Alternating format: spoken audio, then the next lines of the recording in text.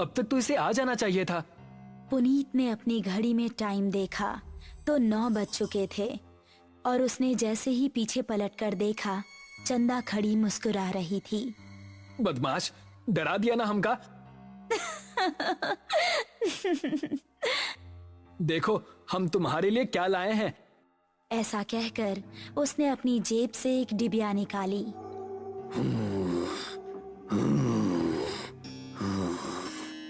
तभी उन दोनों को किसी के सांस लेने की भयानक आवाज सुनाई दी। कौन है? ठीक सामने बरगद के पेड़ के नीचे उनको किसी आदमी का अक्स नजर आया। कौन है? सामने आओ।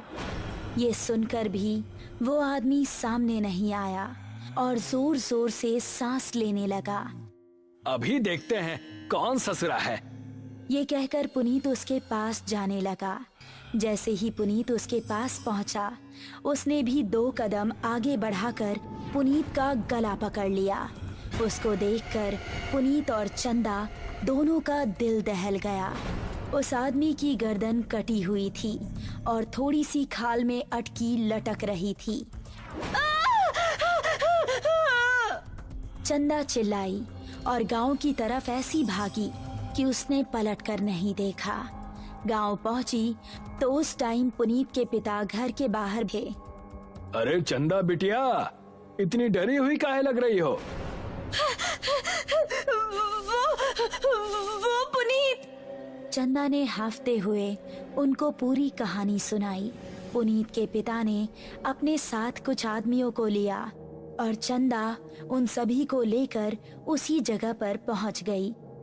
यही जगह थी वो जहां उसने पुनीत को पकड़ा था। उन लोगों ने इधर उधर नजरें घुमाई तो कोई आसपास नजर नहीं आया। तभी चंदा की गर्दन पर ऊपर से कुछ टपका। उसने हाथ लगाकर देखा तो वो खून था। पेड़ की डाली के ऊपर पुनीत की बिना गर्दन की लाश टंगी हुई थी और उससे खून टपक टपक कर नीचे गिर रहा था। शहर से दूर एक छोटा सा गांव सरूपुर, रात के समय सभी अपने अपने घरों में आराम कर रहे थे। बाबूजी, हम जरा अपने दोस्त महेश से मिलकर आ रहे हैं। उसकी तबीयत जरा ठीक नहीं है ना? ठीक है, लेकिन जल्दी आना। जी बाबूजी। ऐसा कहकर वो खुश होता हुआ घर से निकल गया। आज तो सारे दोस्त मिलकर मस्त पार्टी करेंगे, मजा आ जाएगा। जंगल का रास्ता पकड़ लेता हूँ, जल्दी पहुँच जाऊंगा। अभी वो जंगल में आगे बढ़ ही रहा था कि पीछे से उसको आवाज आई। अकेले ही पार्टी करने जा रहे हो? हमका साथ लेकर नहीं चलना है क्या? अरे अर्पणा और दिव्या, तुम दोनों क्यों हर बार हमारे पीछे पड़ जाती हो? हमका साथ लेकर चलते हो कि बोले अभी तुम्हारे बाबूजी से? अरे नहीं नहीं मेरी माँ, चलो मेरे साथ। थोड़ी देर चलने के बाद वो तीनों एक जगह पहुँचे जहाँ रामू और महेश बैठे हुए थे। अबे ये क्या, तू फिर से लड़कियों को साथ ले आया? क्या करता है यार, हर बार की तरह इस बार भी धमकाने लगी थी दोनों। अब क्या करें, हम दोनों को भी अब पार्टी की आदत पड़ गई है। चलो थोड़ी सी शराब पी ली जाए। उसने पास ही रखी बोतल खोली और गिलासों में शराब पलटने लगा।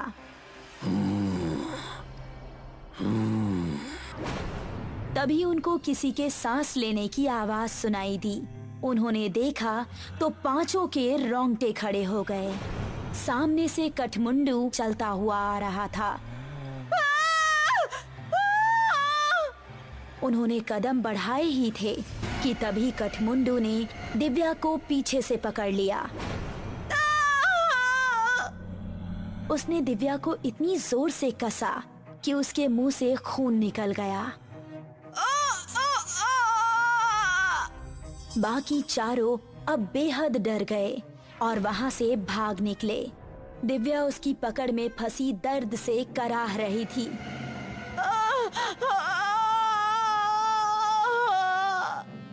उसने दिव्या को जमीन पर धक्का दिया और उसके ऊपर आ गया।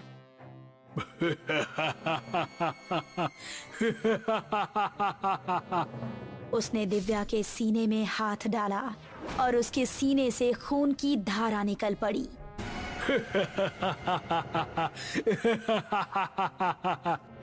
बाकी चारों इतना डर चुके थे कि उनको खबर भी नहीं थी कि वो किस दिशा में भाग रहे हैं। वो काफी देर तक भागते रहे। अब अपर्णा की हालत खराब हो चुकी थी। वो आ जाएगा, रुकने का समय नहीं है। ऐसे कब तक भागते रहेंगे? हम जा कहाँ रहे हैं, कोई बताएगा? हम रास्ता भूल चुके हैं। हमें नहीं पता कि गांव किस तरफ है। क्या कह रहे हो तुम? फिर तो हम सबका बचना नामुमकिन है। तभी पेड़ के ऊपर से एक हाथ आया और उसने महेश का गला पकड़ लिया। ये हाथ कठमुंडू का ही था।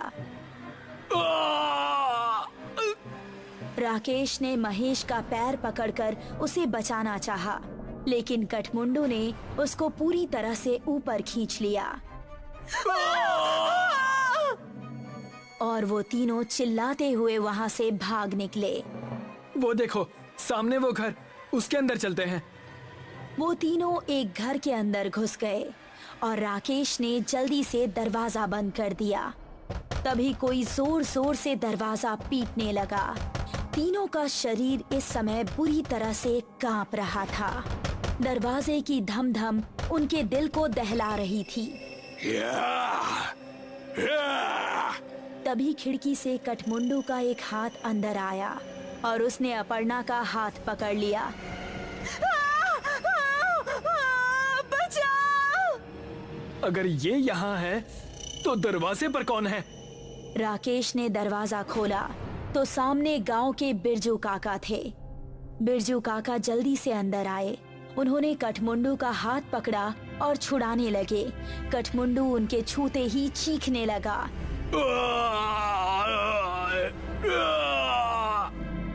वो चीखता चिल्लाता हुआ वहाँ से भाग गया। तुम ठीक तो हो अर्पणा? मैं ठीक हूँ, शुक्रिया बिरजू काका। तुम लोग यहाँ करने क्या आए थे, वो भी इस समय? हमसे गलती हो गई बिरजू काका, लेकिन ये कौन है और आपको देखते ही वो भाग कैसे गया? ये कठमुंडू है। ये सुनकर वो तीनों एक दूसरे का मुंह देखने लगे। बहुत सालों पहले हमारे गांव में एक डाकू पल्लव सिंह का बड़ा खौफ था। गांव में एक बूढ़ी औरत रहती थी जिसका एक ही बेटा था। उसने धूमधाम से अपने बेटे की शादी की। शादी के अगले ही दिन डाकू पल्लव सिंह ने हमला बोल दिया। उसने पति और पत्नी दोनों को मार डाला और सारे गहने लूट लिए। अपने बेटे और बहू को मरता देख बुढ़िया तड़प उठी। पल्लव सिंह, जिस सोने के लिए तूने मेरा परिवार उजाड़ दिया, यही सोना तेरे लिए अभिशाप बन जाएगा। तू कभी नहीं मरेगा, सिर्फ भटकता रहेगा और इस सोने से हमेशा दूर भागेगा। ये सुनते ही पल्लव सिंह हंसता हुआ वहां से चला गया। कुछ दिन बाद पल्लव सिंह के ही एक आदमी ने उस पर हमला कर दिया। वो उसकी जगह सरदार बनना चाहता था, लेकिन पल्लव सिंह तलवार के हमले से भी नहीं मरा। उसकी गर्दन आधी ही कटी और थोड़ी सी खाल में अटक कर रह गई। उसने अपने सभी साथियों को मार गिराया। उसने अपने उंगलियों में जितनी भी सोने की अंगूठियां पहनी थी वो गर्म होने लगी और उसके हाथ जलने लगे। बुढ़िया का श्राप अब शुरू हो गया था। उसने सभी अंगूठियां उतार फेंकी और जंगल में भाग गया। तब से अब तक वो जंगल में ही रहता है। मेरे छूने से वो इसलिए भाग गया क्योंकि मेरे हाथ में ये सोने का कड़ा है। ये कहानी सुनकर वो तीनों हैरान रह गए। चलो यहाँ से निकलो, वो फिर से आ सकता है। बिरजू काका को रास्ता पता था, इसलिए वो तीनों उनके पीछे पीछे जा रहे थे। जब वो जंगल की सरहद पर आ पहुंचे थे, तभी कठमुंडू वहां आ गया। उसने अपर्णा का पैर पकड़ लिया।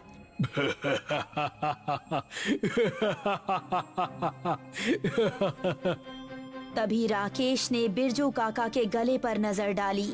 उनके गले में एक सोने की चेन भी थी। उसने चेन को उनके गले से उतारी और कठमुंडू की टूटी हुई गर्दन में डाल दी। उसने चेन को गले से उतारने के लिए जैसे ही छुआ तो उसके हाथ भी जलने लगे।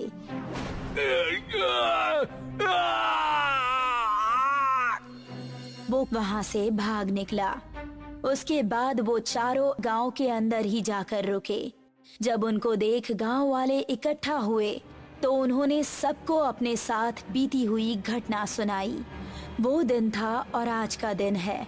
गांव के सभी लोग हमेशा अपने साथ सोने की कोई ना कोई चीज जरूर रखते हैं और अभी भी उनको जंगल में कहीं ना कहीं कठमुंडू नजर आता ही रहता है।